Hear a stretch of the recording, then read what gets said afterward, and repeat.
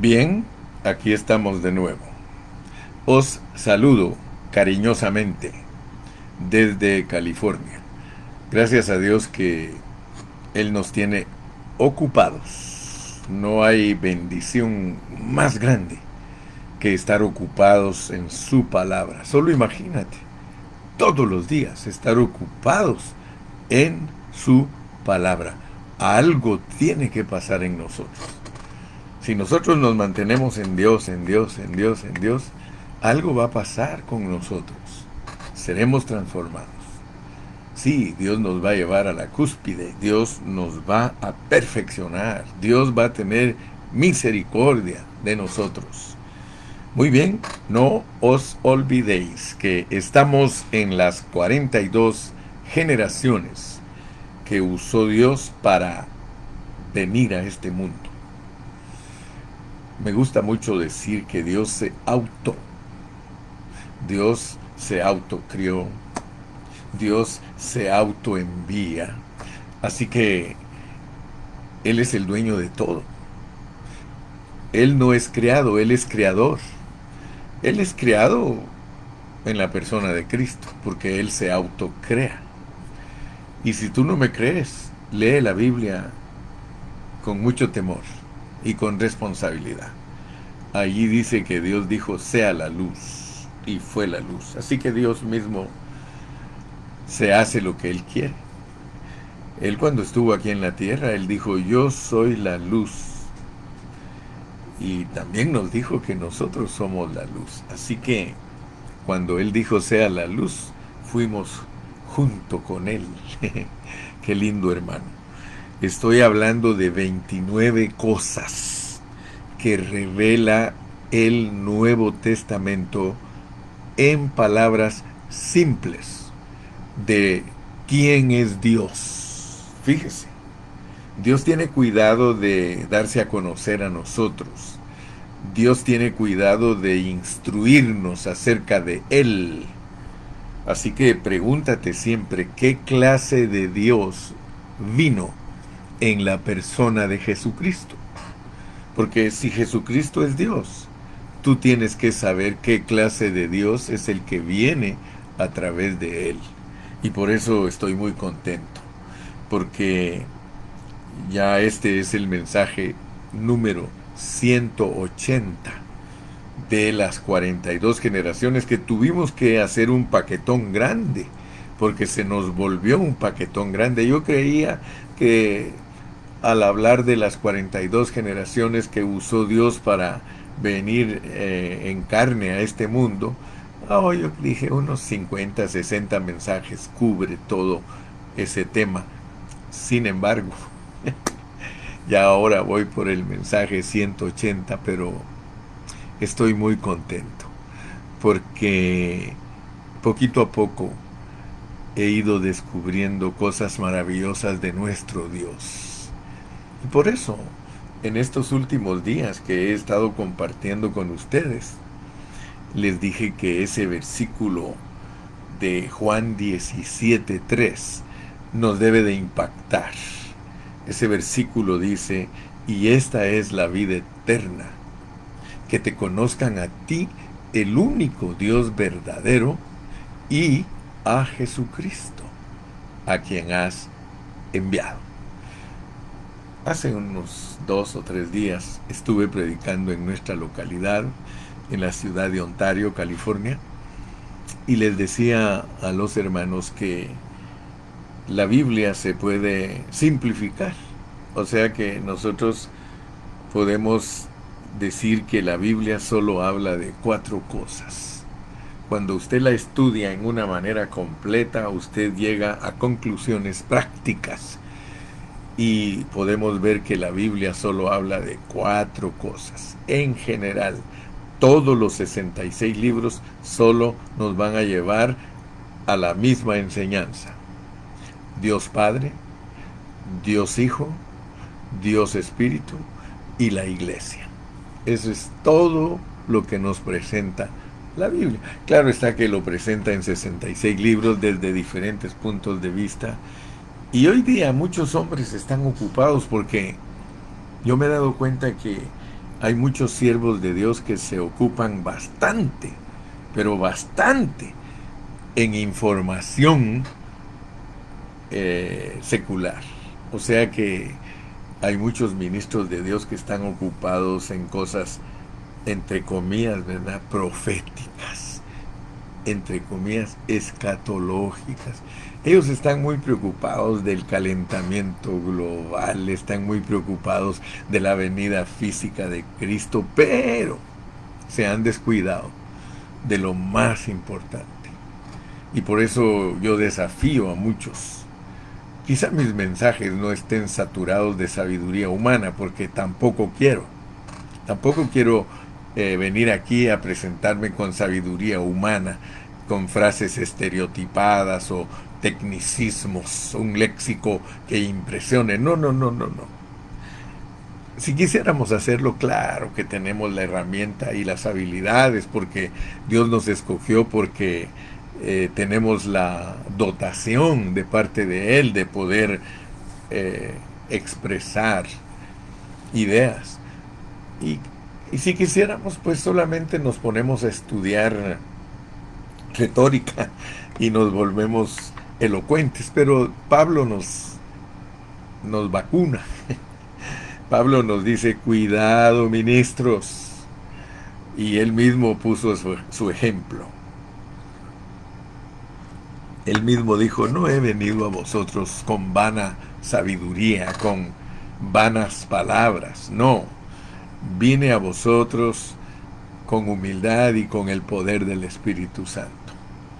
Así que yo te recomiendo, mi estimado amigo y hermano, que nos guardemos así sencillitos, así en una forma humilde, para que al no buscar fama ni buscar cómo sobresalir, si algún día sobresalimos, es porque Dios lo logró a través de nosotros, no porque nosotros con el brazo de carne querramos sobresalir. Entonces me vuelvo a mi lección, 29 cosas que están en el Nuevo Testamento, en palabras simples de lo que es Dios, porque necesitamos saber qué clase de Dios nos vino en la persona de Jesucristo. Entonces, esas 29 cosas, a mí sí me gusta repetirlas. Cada vez que predico me gusta repetirlas, porque así nos mantenemos frescos. Mi último mensaje fue ayer, y ayer hablé de la cosa número 13. Cosa número 13, que es hablar de Dios como invisible. Y yo sé que muchos de ustedes fueron bendecidos y captaron que lo invisible de Dios es precioso, porque solo puede darse a la luz, o solo puede mostrarse por medio de la persona de Cristo. Cristo muestra lo que es el Dios invisible. Pero ese Dios invisible tiene una realidad que es una realidad espiritual. Dios no está tan interesado en que nosotros lo conozcamos visiblemente, sino que Él está más interesado en que nosotros obtengamos la esencia de lo que Él es a través de su parte visible, que es Cristo. Cristo es la imagen del Dios invisible, así lo dice Colosenses. Gracias a Dios, ¿verdad? Colosenses 1:15. Así que, entonces solo voy a repetir a vuelo de pájaro, así a paso de avión, aleluya. Vamos, y avión de propulsión a chorro, ¿va? Así a paso rápido, porque si estamos ya en la cosa número 13, que es el Dios invisible, hoy vamos a hablar de la cosa 14, que es el Dios viviente. Pero noten ustedes que cada cosita que hemos hablado de Dios es muy importante, porque tú puedes tener muchos años de ser cristiano, pero no eres detallista. No estás entrando a los detalles de Dios, y es muy importante conocer a Dios en detalle. Por eso, esta es la vida eterna. Se necesita una vida eterna para entender a Dios. Esta es la vida eterna, que te conozcan. Mire, si usted mastica rumia la palabra, ella misma le suelta la revelación. Esta es la vida eterna, que te conozcan a ti. O sea que para conocer a Dios se necesita una vida eterna. No vayas a creer que ya lo entiendes. Si tú crees que ya entiendes a Dios, hermano, mañana te vas a aburrir. ¿Por qué crees que hay tantos cristianos aburridos en las congregaciones? Porque no están conociendo a Dios. Los pastores repiten y repiten y repiten el mismo mensaje, pero nunca ensanchan a los hermanos. Nunca los pobrecitos hermanos, nunca se desarrollan, nunca crecen. Siempre puros niñitos, puros bebecitos, tomando lechita. Dame mi biberón, cámbiame esa peta porque me hice. No, mi hermano. Y esta es la vida eterna. Que te conozcan a ti, el único Dios verdadero, y a Jesucristo, a quien has enviado. Así que es muy importante entender a ese Dios preciosísimo y maravillosísimo que se ha procesado. ¿Por qué? Porque lo primero que estudiamos de las 29 cosas que están presentadas con palabras simples en el Nuevo Testamento fue que Dios es el Padre, el Hijo y el Espíritu. Y empezamos con esa declaración porque hay mucho ataque para ese nombre. Muchos atacan ese nombre de Padre, Hijo y Espíritu. Y fíjate que es un nombre. Y es en el cual nosotros tenemos que estar bautizados. Por tanto, id y haced discípulos a todas las naciones, para todos nosotros, los gentiles, los de las naciones. Es importantísimo que nos bauticen en ese nombre. Yo no te estoy hablando de fórmulas. Yo no te estoy hablando de que te metan al agua pronunciando el nombre del Padre, del Hijo y del Espíritu y te zambullan. Yo no estoy hablando de eso. Yo estoy hablando de algo profundo. Estoy hablando de que te metan en esa persona de Dios. Dios es un ser divino, es un ser completo. Él es el Padre, Él es el Hijo y Él es el Espíritu. Y tú tienes que ser introducido en esa persona para entender cómo funciona Dios en ti como Padre, cómo funciona Dios en ti como Hijo y cómo funciona Dios en ti como el Espíritu Santo. Y entonces, y solo entonces, entenderás lo que es la iglesia.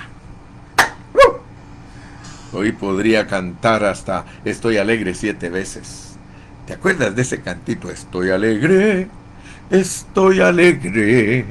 Estoy alegre, alegre, alegre, alegre, alegre, alegre, alegre, estoy alegre, estoy alegre, estoy alegre porque Cristo me salvó. Y sigo alegre, y sigo alegre, y sigo alegre, alegre, alegre, alegre, alegre, alegre, alegre, y sigo alegre, y sigo alegre. Y sigo alegre porque Cristo me salvó. ¡Wow! Es que, hermano, estudiar la palabra debe producir en nosotros mucha alegría, mucho gozo. La primera cosa fue que Dios es Padre, Hijo y Espíritu Santo. La segunda cosa es que Dios es Dios y Padre de nuestro Señor Jesucristo. La tercera cosa es que Dios es Dios de gloria. La cuarta cosa es que Él es Padre de gloria. La quinta cosa es de quien toma nombre toda familia en los cielos y en la tierra.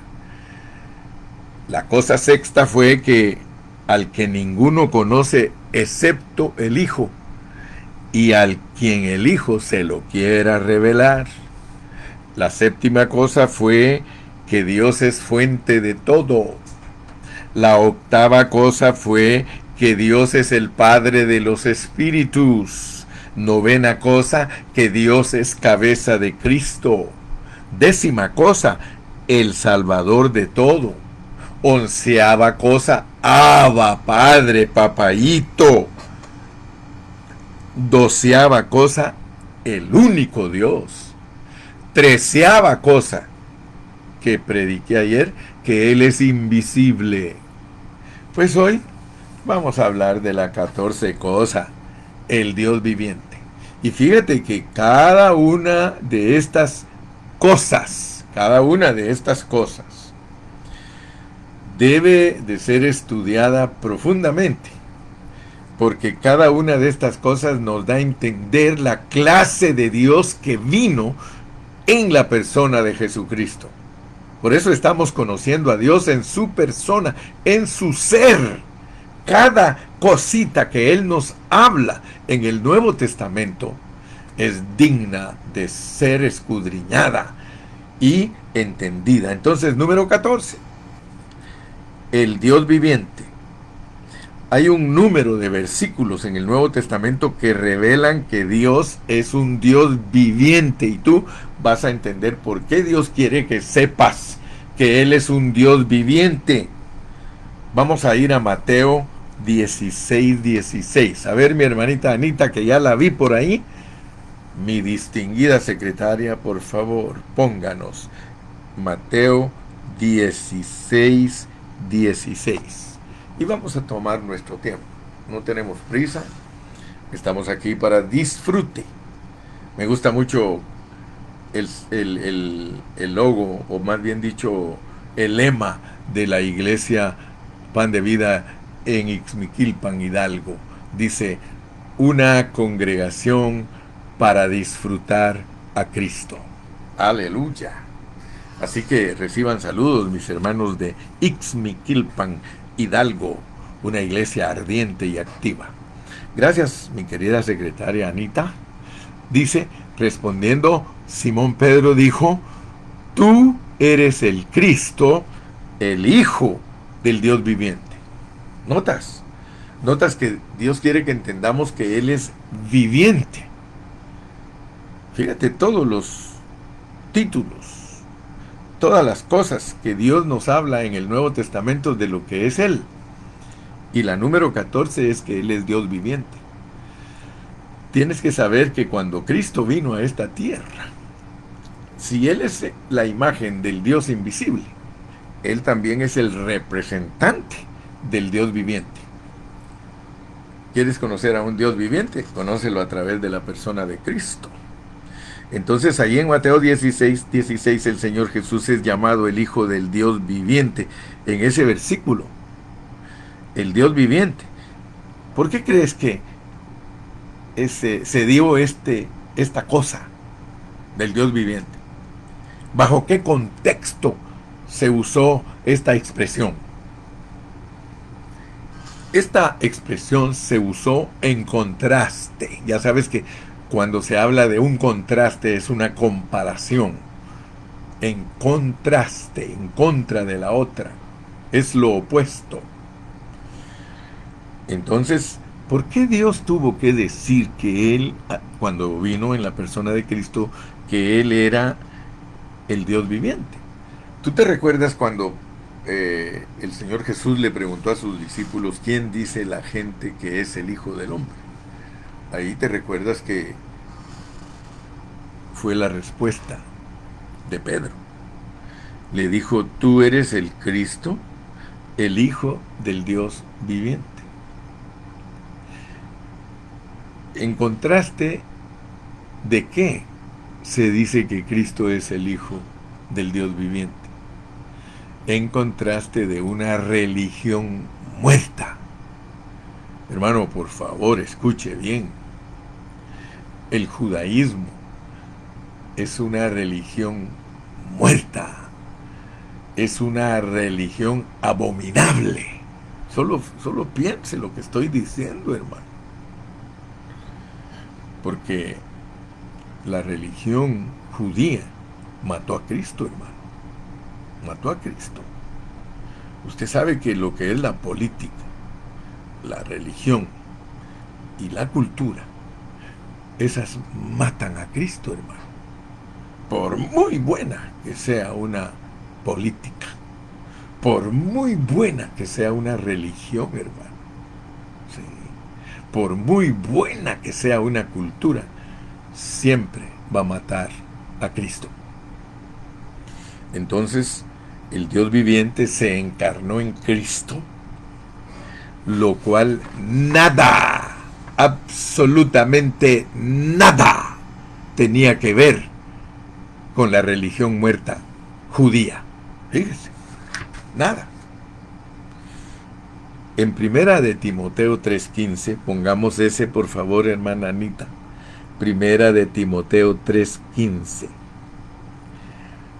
Ahí vemos que la iglesia, la casa de Dios, es la iglesia del Dios viviente.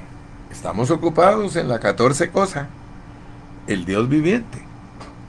Pero pidámosle a Dios entender bien qué contraste hay entre el Dios viviente y la religión muerta judía. Mire, para que si tardo sepas cómo debes conducirte en la casa de Dios, la iglesia, que es la iglesia del Dios viviente. Fíjese, columna y baluarte de la verdad. A veces nosotros, hermano, ahí estamos en la iglesia. ¿O dónde vas, hermano? A la iglesia. Y que la iglesia. Y que la vida de la iglesia. Y que la iglesia. Pero, hablando en plata pura, la iglesia es la casa de Dios, pero es la casa del Dios viviente. La casa del Dios viviente. Hablando de la iglesia como la casa de Dios, Pablo especialmente se refiere a Dios como el Dios viviente. El Dios viviente de la iglesia, hermano, no es algo objetivo, sino subjetivo. La iglesia no es un lugar de ídolos muertos. Por eso es que Dios quiere que entendamos lo que es la iglesia. La iglesia es la casa de un Dios viviente. Allá dentro de esa casa que se llama iglesia vive un Dios viviente, no un Dios muerto. No ídolos, no como la iglesia popular que está llena adentro de puras vitrinas con disques santos y exhibiendo, y la gente en una religión muerta entran a esos lugares a persignarse y a hablarle a esos ídolos que son mudos, igual que los hicieron, y los que los hicieron se vuelven igual que ellos. Lea bien el Salmo 115. ¿Se da cuenta? La iglesia, hermano, cuando tú vas a la reunión, no se te olvide, mi hermanito ni mi hermanita, por favor, no se te olvide que en cuanto tú entras a esa reunión donde se canta, donde se alaba a Dios y se predica la palabra, es la casa del Dios viviente. Allá adentro hay un Dios que es viviente, pero no en el edificio, sino en todos los que entramos juntos, que formamos esa casa de Dios. La casa de Dios es un asunto espiritual. Ni siquiera nosotros vistos físicamente somos la iglesia. Mire, puede haber 40 allí y alguno de ellos no ser la casa del Dios viviente, especialmente si es un visitante que por primera vez tal vez llega a oír, a ver, tal vez con el tiempo se va a volver morada de Dios, pero por el momento es un expectante, solo un observador. Entonces, por favor, entendamos que la iglesia es la casa de Dios, del Dios viviente. Mire cómo lo pone Cristóbal, está bonito Cristóbal. La casa del Dios viviente, la expresión de Cristo, la reunión de los santos, los apartados para el Dios viviente. ¡Wow! Entonces los que estamos allá adentro en la reunión, alguien nos puede ver físicamente, pero ni siquiera eso es la iglesia. La iglesia está en nuestro espíritu. La iglesia es Cristo en nuestro espíritu. Dios en nuestro espíritu. Esa es la iglesia. Todo el que tiene a Dios en su espíritu, esa es la iglesia. Y ustedes pues ya saben que para entender eso hay que entender que hay que ser genuino.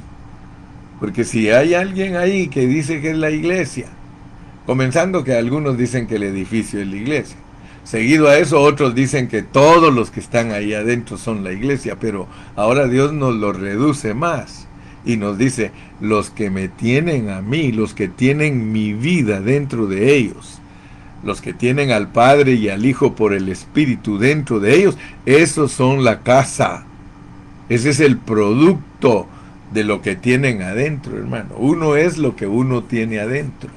Si tú tienes adentro de ti al Padre y al Hijo por el Espíritu, seguro que ya Dios produjo un elemento número 4, que es la iglesia del Dios viviente. Ahí vive el Dios viviente. Mira cómo es esto de lindo, hermano. Entonces la iglesia no es un lugar de ídolos muertos. Es un edificio de piedras vivientes que tiene con ella un Dios viviente que la ministra. ¿Y qué es lo que le ministra Dios a la iglesia, hermano? ¿Qué es lo que le ministra? Les dije ayer que 5 cosas. Cada vez que nosotros estamos allá dentro de ese lugar, nosotros tenemos que recibir en nuestro espíritu una ministración, porque nos movemos en el Nuevo Testamento donde los pastores son ministros del espíritu de las personas, no de la letra. No es tanto entender la letra, sino el espíritu de la letra. Nosotros somos ministros del espíritu de esas personas que se reúnen allí. Cada vez que tú vas a la reunión, sea domingo, sea viernes, sea martes, todos los líderes tenemos la responsabilidad de ministrar tu espíritu, porque los líderes del nuevo pacto son líderes del espíritu de las personas, no somos líderes de la letra muerta. Por tanto, nosotros tenemos que estar bien conscientes de lo que es la iglesia del Dios viviente. La iglesia del Dios viviente. Oh, aleluya, hermano. ¿Qué ministra Dios en la reunión? Te va a ministrar la palabra. Te va a ministrar la vida. Te va a ministrar la luz. Te va a ministrar la gracia. Y te va a ministrar la realidad. No te va a andar con cuentos. No te va a engañar. La unción no engaña a nadie. Entonces hay realidad. Cada vez que salimos de la reunión, crecimos un poquito más. Es importantísimo, hermano, esto que estoy hablando. Por favor, no lo dejes pasar. No lo dejes caer en tierra. No lo menosprecies. Hermano, la reunión del Dios viviente, la casa del Dios viviente. Por eso yo siempre les he predicado a todos y les he dicho, miren, vamos a empezar la reunión hoy. Me gusta mucho cuando Iván, cuando Ramón empiezan la reunión, cuando el Dani empieza la reunión y ellos siempre dicen, hermano, vamos a empezar la reunión gloriosa de los santos de Cristo Jesús. Hermano, es que la reunión es maravillosísima. Tú debes de aprender a apreciar el reunirte, hermano. Debe de ser para ti algo que tiene muchísimo valor, porque allí envía Jehová salvación y vida eterna, hermano.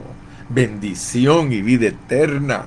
La reunión de los santos. Mire, a mí me dan lástima los cristianos que creen que no hay que ir a una iglesia. Y no te estoy hablando de ir a una iglesia cualquiera, sino a una iglesia que esté consciente que es la casa del Dios viviente.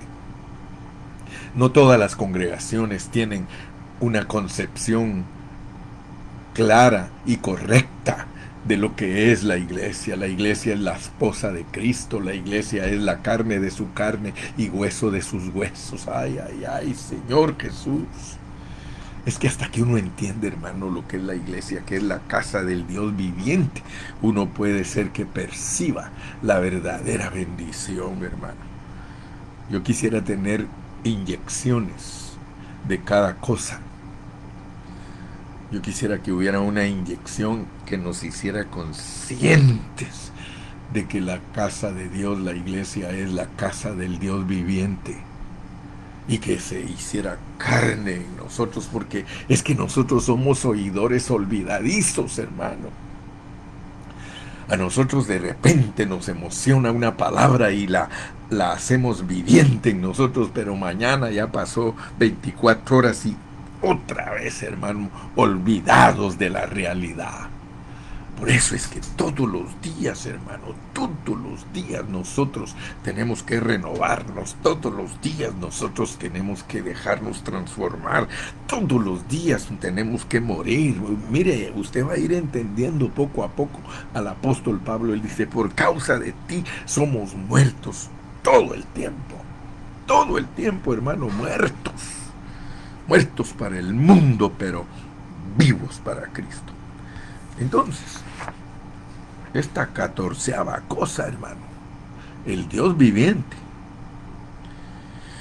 Mire, vamos a leer otro versículo. Mi querida secretaria, por favor, pónganos Hebreos 9:14. Hebreos 9:14. Y mientras ella lo pone, saludos a todos mis hermanos de la gran República Mexicana. Saludos a nuestros hermanos de Centroamérica, Guatemala, El Salvador, Honduras, Nicaragua, hermana Lupina, hermano Elías.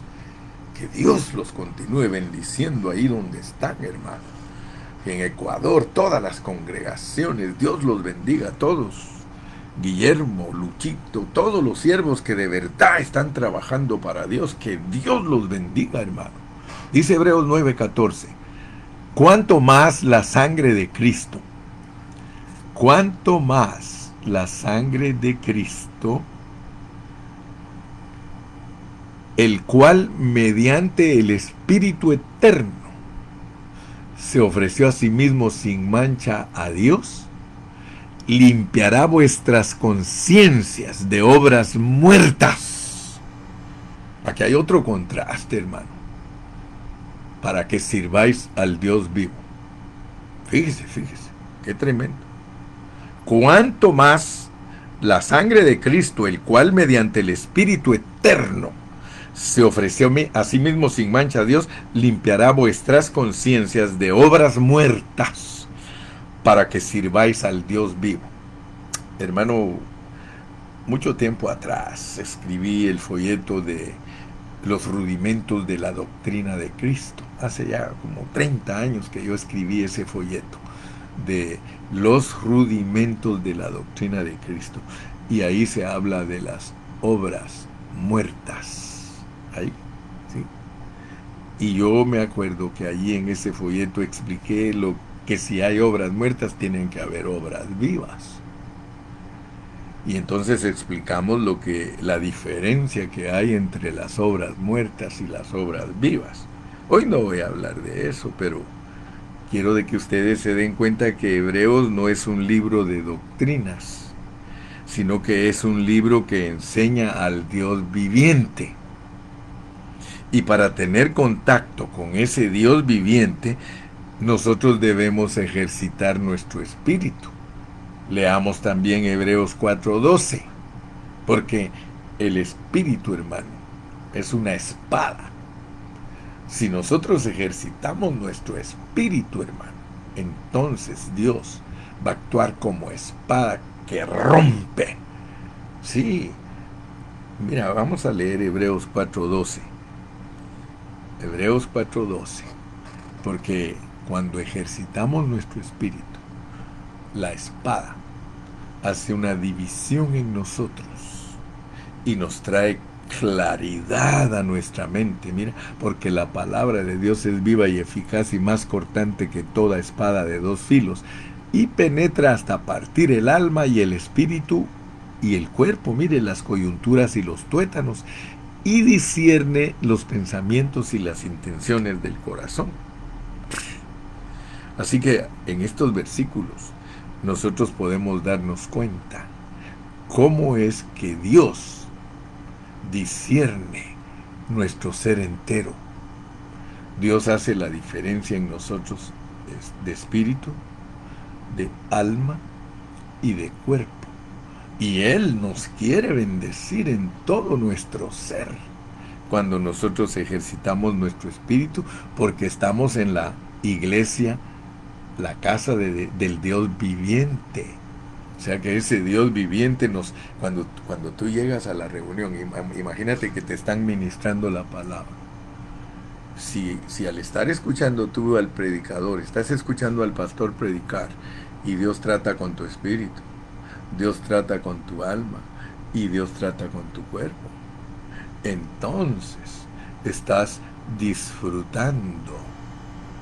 Entonces estás disfrutando al Espíritu de Dios como espada, porque sales convencido.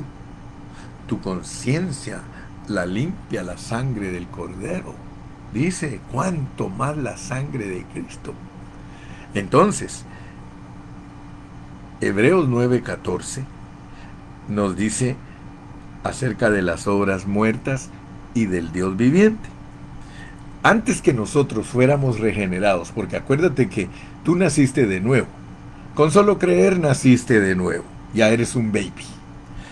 Dice, así que nosotros fuimos regenerados y dice la palabra de Dios en Efesios 2:1 que por gracia somos salvos y que estábamos muertos en nuestros delitos y pecados. Y luego nos habla también Colosenses 2:13. Por tanto, lo que hacíamos bueno o malo eran obras muertas ante un Dios viviente. Pero ahora podemos servir al Dios viviente con una conciencia purificada por la sangre de Cristo. O sea que el efecto de la sangre en nosotros es desde que nosotros nos convertimos a Cristo. Desde entonces ya Dios quiere limpiar nuestra conciencia. Gracias por todos los versículos que mi hermanita Ana los pone y de esa manera los comemos, los disfrutamos. Gloria a Dios. También tenemos Hebreos 10:31. Hebreos 10:31. Mira cómo dice Hebreos 10:31. Horrenda cosa es caer en manos de un Dios vivo. Mira, pues estamos hablando del Dios viviente. Yo quiero que por favor pongas atención a esta predicación. Estamos hablando de un Dios viviente. Y en la parte del Dios viviente tenemos que poner atención porque podemos caer en manos de ese Dios viviente. Podemos caer en manos de ese Dios viviente. Pero quiero que entiendas lo que significa caer en manos de un Dios viviente. Porque algunos cristianos no saben usar la Biblia bajo contexto. Por eso la carga del hermano Carrillo. Cada cosa bajo su contexto. Porque está hablando de cosas que le pertenecen a Dios. Cosas que son parte de la persona de Dios. Entonces, la que estamos estudiando ahorita, la cosa 14, es que parte de Él es que Él es Dios viviente. Pero, ¿habías pensado algún día que si no estudias correctamente a Dios como Dios viviente, no vas a entender lo que es caer en manos de un Dios vivo? ¿Sabes lo que es caer en manos de un Dios vivo? Y hoy voy a demostrarte cómo especialmente el pueblo pentecostal usa mal todas estas cosas. Usa mal. El pentecostal no sabe lo que significa caer en manos de un Dios vivo. Ellos dicen que al caer en manos de un Dios vivo es perder la salvación. Léelo, lee su literatura. Escucha sus mensajes. Ellos no saben predicar la palabra. Ellos predican todo fuera de contexto y lo más tremendo es que lo hacen, yo no sé si conscientemente, porque predicar conscientemente fuera de contexto, hermano, nos va a traer un problema serio. Nos va a traer un problema que cuando Dios nos juzgue, hermano, vamos a perder galardón. Vamos a perder, hermano. Dios va a probar nuestro trabajo. Ayer platicaba yo con los esposos Santana García. Sí, nos invitaron a comer y algo que dice mi hermana Ramoncita, ella dice, hermano pastor, dice, lo que pasa es que yo vengo de una iglesia legalista, donde no aretes, no pintura, no, hermano, dice, y estaba tan distraída en eso, dice, que no entendía muchas cosas de Dios, pero ahora que Dios me puso en este ministerio, yo estoy entendiendo muchas cosas. Estoy entendiendo que uno puede disfrutar a Dios y no creer de Dios que es un policía con un garrote y que todos los días nos está condenando. No, tenemos que aprender a disfrutar a Dios, hermano. Y yo te dije que te voy a enseñar. Porque Hebreos 10, allí está Hebreos 10:31, horrenda cosa es caer en manos del Dios vivo. Hebreos 10 encarga a los hebreos creyentes a avanzar de acuerdo a la administración de Dios. Perdón. A avanzar de acuerdo a la administración de Dios. Tú sabes que al final del capítulo 5 de Hebreos y principios del 6, Pablo dice, dejando ya los rudimentos de niños y doctrina de esto y aquello, vámonos hacia adelante a la perfección, que es la madurez. Ahí la perfección, esa palabra perfección en griego significa madurez. Nosotros tenemos que correr nuestra carrera siempre hacia la madurez. Nunca te conformes con ser un cristiano infante, un cristiano que no entiende las cosas de Dios. Crece, crece, crece, crece. Entonces, Hebreos 10 encarga a los hebreos creyentes a avanzar de acuerdo a la administración de Dios, a la economía de Dios del Nuevo Testamento, porque los están sacando del judaísmo, de una religión muerta, profana. Sí, una religión blasfema. Entonces, Dios en Hebreos 10 quiere sacar a esos judaístas, a esos religiosos. Fíjate, el verdadero mensaje de Hebreos no es para que los cristianos pierdan la salvación, que dice que horrenda cosa es caer en manos de un Dios vivo. Tú puedes caer en manos de un Dios vivo si no te sales de una religión viciada y de una religión legalista y de algo que no es la pureza del Nuevo Testamento. Puedes caer en manos de un Dios vivo. Y eso es horrendo. No está hablando de que pierdes tu salvación, sino que te va a castigar. ¿Sí? Te va a disciplinar. Mira, convenía al judaísmo salirse de esa religión muerta y blasfema que mató a Cristo, pues. Todo lo que no viene del corazón de Dios mata a Cristo. Así que tú puedes ser un cristiano que estás metido en legalismos, no pintura, no pantalón, y eso está matando a Cristo. Que me disculpen esos predicadores que son insultativos, que solamente andan hablando de la gente y que no les predican la pureza del Evangelio. La pureza del Evangelio es, hermano, entender a Dios como un Dios vivo. Lo que muchos no entienden y aplican mal. Mire, el Señor les advierte que si ellos son negligentes a su administración del Nuevo Testamento, porque esa es la enseñanza contextual de esto, lo que verdaderamente Dios está enseñando en esta palabra es que Dios iba a tratar bien duro con ellos porque no se salían del judaísmo. Hoy día es igual. Los mesiánicos no quieren salir del judaísmo. Los testigos de Jehová no quieren salir de sus mentiras. Los judíos no quieren salir de sus mentiras. Los bautistas no quieren salir de sus mentiras. Ellos prefieren los presbiterianos, los mormones, todo grupo, hermano, insiste en quedarse en sus enseñanzas legalísticas y blasfemas, en vez de acogerse al Dios vivo. Entonces, yo quiero que ustedes se den cuenta que ese Dios va a tratar bien duro con aquel que no enseña a disfrutar a Cristo, porque Cristo es disfrutable.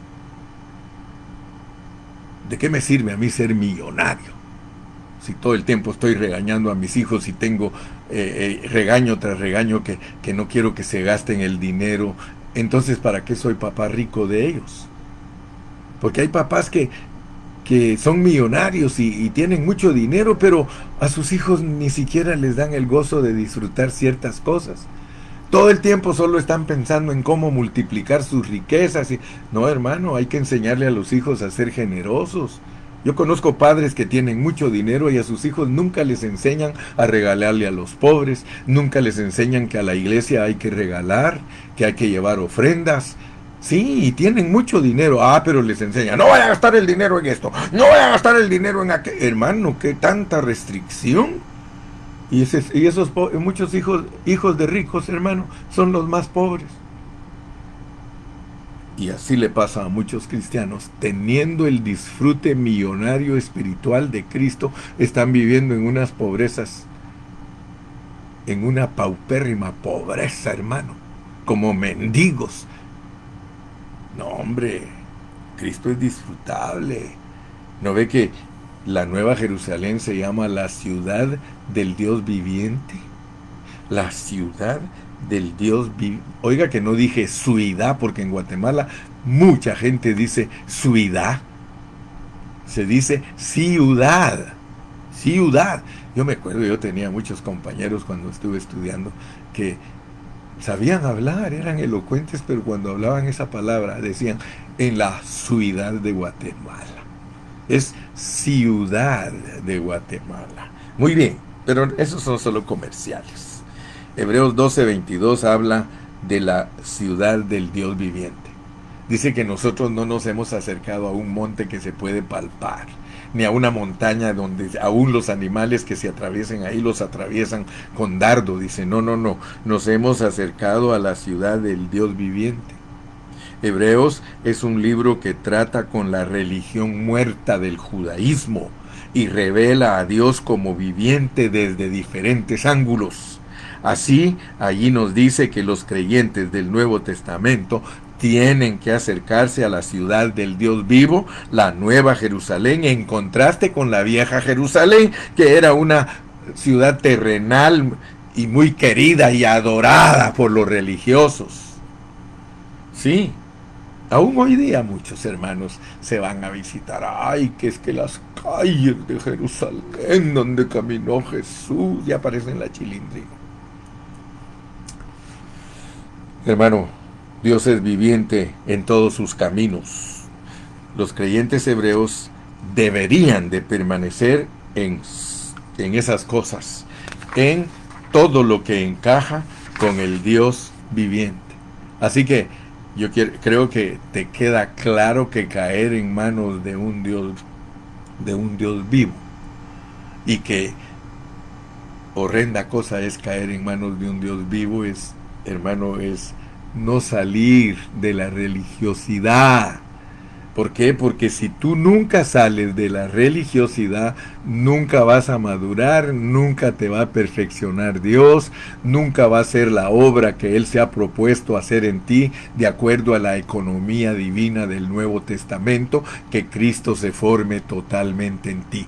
Por eso estamos estudiando las 42 generaciones, porque lo más importante en las 42 generaciones, que ya te lo repetí muchas veces y te lo vuelvo a decir, es mi madre, mis hermanos y mis hermanas son todos los que hacen la voluntad de mi Padre que está en el cielo.